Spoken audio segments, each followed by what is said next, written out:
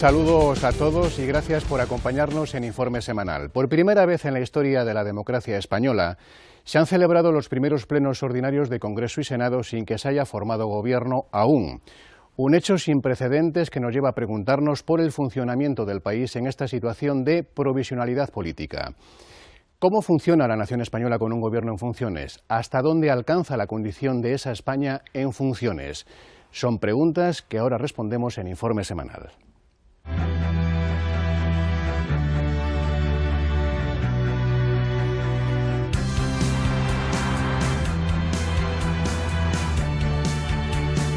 España no está sin gobierno, pero está con un gobierno en funciones, una situación de interinidad que resulta novedosa en el país y que esta semana ha dado lugar a un choque de competencias entre el Ejecutivo y el Parlamento.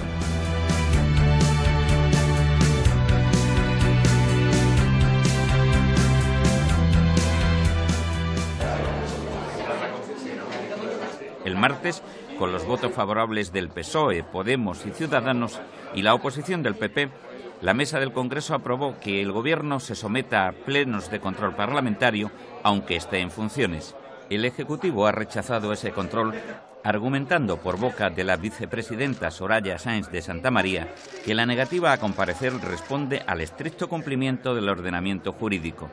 La vicepresidenta señalaba también que ningún gobierno en funciones se ha sometido al control político, subrayando las situaciones similares recientes vividas en Andalucía y Cataluña.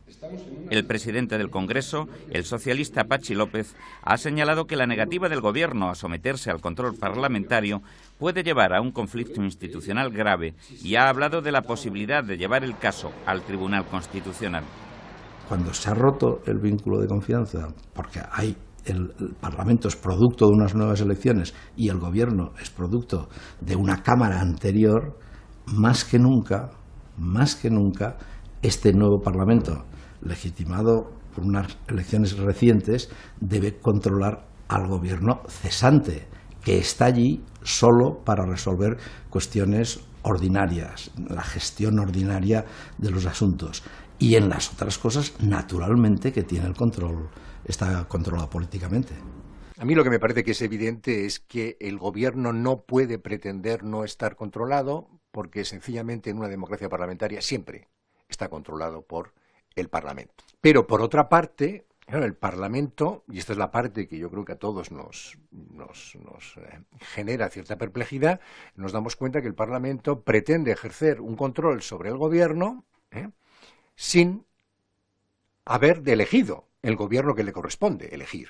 Es decir, que lo lógico es que el Parlamento someta a control al gobierno que ese mismo Parlamento ha elegido. El pulso gobierno-parlamento pasó del terreno de las intenciones al de la práctica el jueves, cuando el ministro de Defensa, Pedro Morenés, se negó a comparecer ante la comisión correspondiente para rendir cuentas de las conclusiones de la cumbre de la OTAN celebrada el mes pasado. El desencuentro no se ha producido en lo relativo a la cumbre europea sobre refugiados celebrada en Bruselas. A ella, el presidente del Gobierno ha acudido con un mandato consensuado con todos los grupos políticos con representación parlamentaria, una declaración institucional de la Comisión Mixta Congreso-Senado que rechaza las expulsiones masivas de los refugiados llegados a Grecia, exige la tramitación individualizada de todas las solicitudes de asilo y pide garantía de respeto a los derechos humanos de los que sean devueltos a Turquía.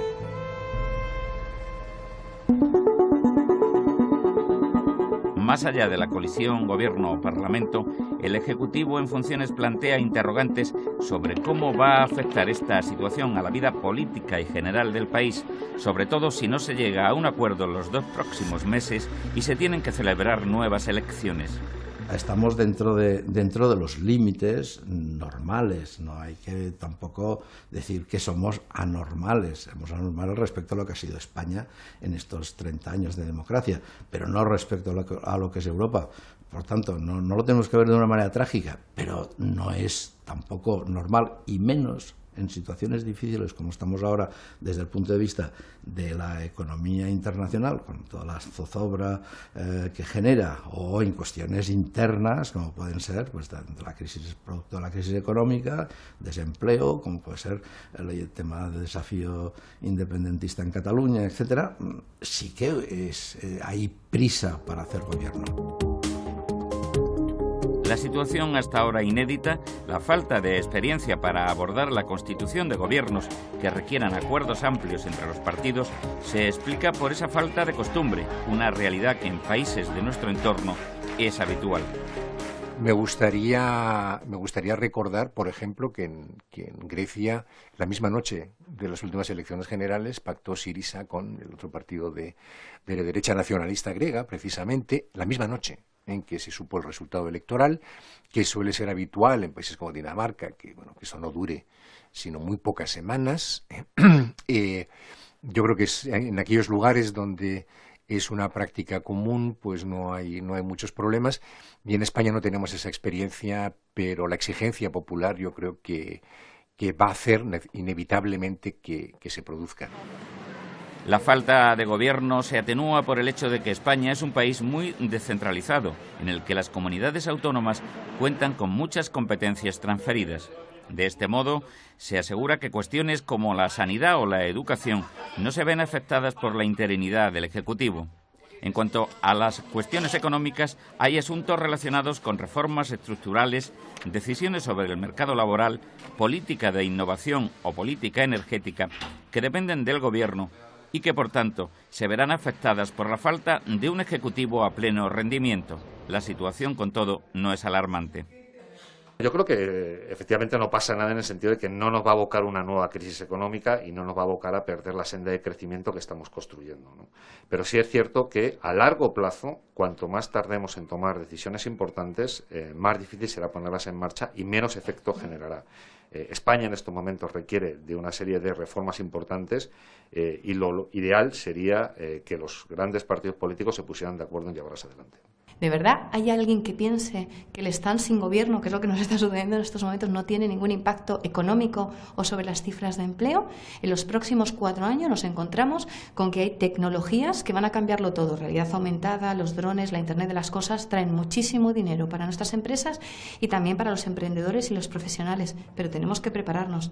¿Hay alguien que piense que estar un cuarto de este tiempo, un año, sin hacer lo que tenemos que hacer, sin prepararnos, no tiene ningún impacto? La economía privada tiene sus propias reglas y funciona con independencia del color del gobierno, al menos relativamente y en la teoría, porque en la práctica hay diversas variables muy influidas por la política gubernamental. Yo creo que el mercado, la economía del sector privado, está funcionando, digamos, con independencia de lo que pueda pasar a nivel institucional de momento, ¿no? Si la situación se prolonga, es cierto que la confianza de empresarios, inversores, se puede ver afectada, ¿no? No en el corto plazo, no en la próxima semana, pero si la situación se prolonga durante varios meses, y parece que va a ser así, esto puede afectar al clima de negocios de la economía española y a las decisiones de inversión que se puedan tomar. Las actividades relacionadas con la innovación, las nuevas tecnologías y el I+D son cada vez más importantes en el ámbito de la actividad económica. También aquí preocupa que pueda prolongarse más allá del verano esta situación de interinidad. En estos momentos, la palanca mayor de crecimiento que tienen nuestras empresas es la innovación. Eso es hoy algo indudable, basada en las nuevas tecnologías. Y lo que nos encontramos es que con este parón político, con esta situación que estamos viviendo en el país en estos momentos, se paran también la toma de decisiones. Se paran la toma de decisiones sobre inversiones que puedan venir de fuera, pero también sobre inversiones de dentro o incluso nuevas políticas de formación. Entonces, este parón impacta en nuestra preparación hacia esta ola digital que está por venir y que va a cambiarlo todo.